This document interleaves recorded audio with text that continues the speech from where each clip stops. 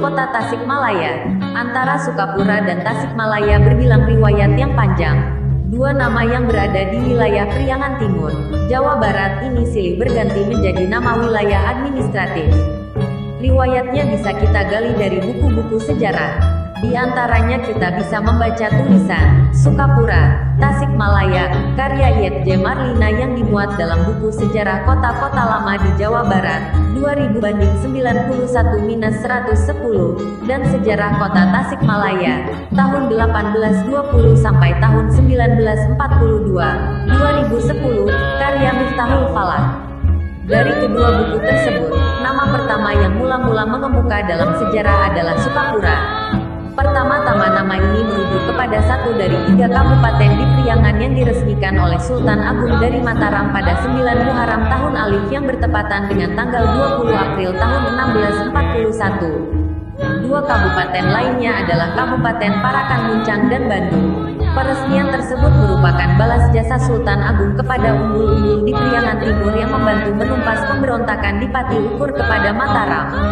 Pada 1632, Umbul Sukakerta Ki Wirawangsa bersama dengan Umbul Ciaur Deuti Ki Astamanggala dan Umbul Sindangkasih Ki Somahita menahan dan membawa kepala daerah Tatar Ukur itu ke Mataram untuk dihukum mati.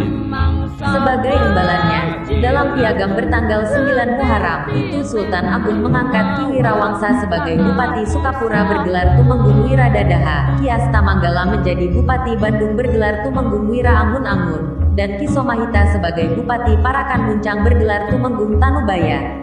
Nama Sukapura menurut Babat Sukapura R. Kertianagara berasal dari kata suka yang berarti asal atau tiang, dan pura berarti karaton atau istana.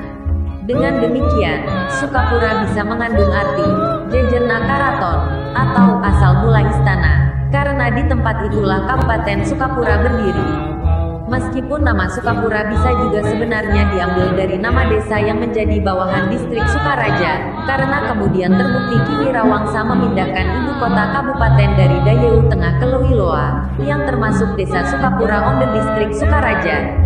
Dilihat dari perkembangannya, sejak awal pendirian Kabupaten Sukapura hingga tahun 1901, kota yang kini dikenal sebagai Tasikmalaya tidak termasuk ke dalam wilayah Sukapura. Mulanya, ia masuk wilayah Kabupaten Parakan Muncang dan Kabupaten Sumedang. Mula-mula kota Tasikmalaya dikenal sebagai bagian dari Umbul Galunggung atau Indihiyang, yang termasuk Kabupaten Parakan Muncang.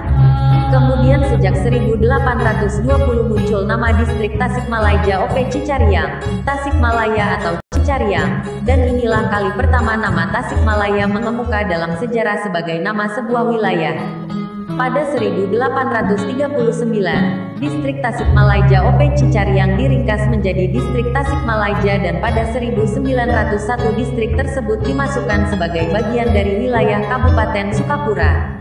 Perubahan yang sangat berarti terjadi pada 1913 karena sejak itu secara resmi Kabupaten Sukapura berubah nama menjadi Kabupaten Tasikmalaya.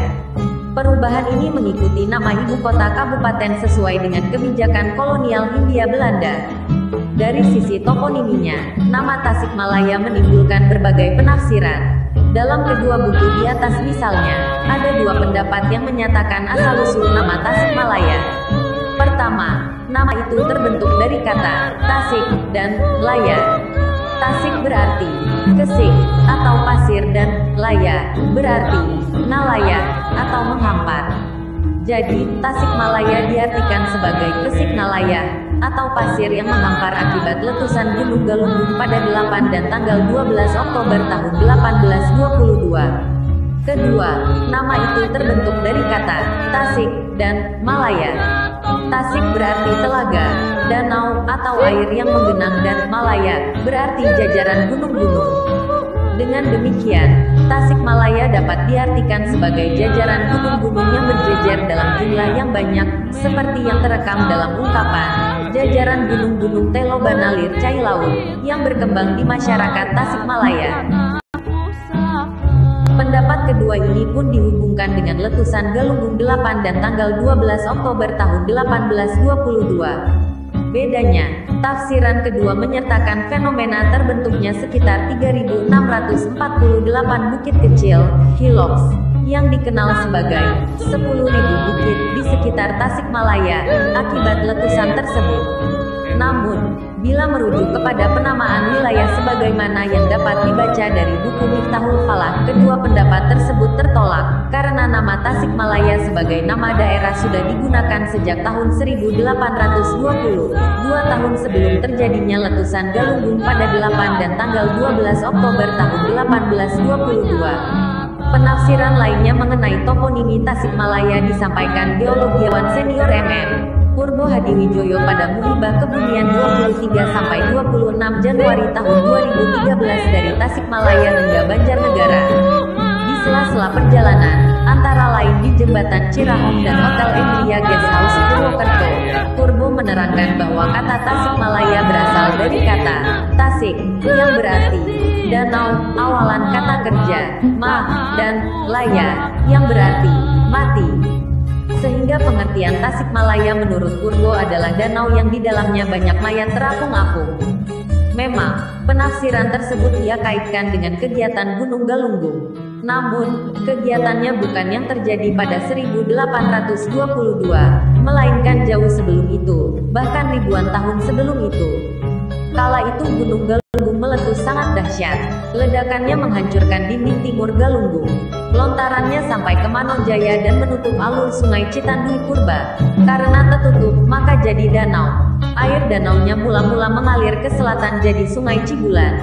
Sebagian airnya bergabung dengan air dari Galunggung, Cakrabuana, dan gunung-gunung di sekitar Purwokerto yang dipengaruhi oleh budaya Sunda atau bercorak Sunda. Contohnya, Cilongok, Rancamaya, Baturaden, Dharmaraja, Tangkil, Pageraji, Pakuncen, Babakan, Cimera, dan Paguyangan.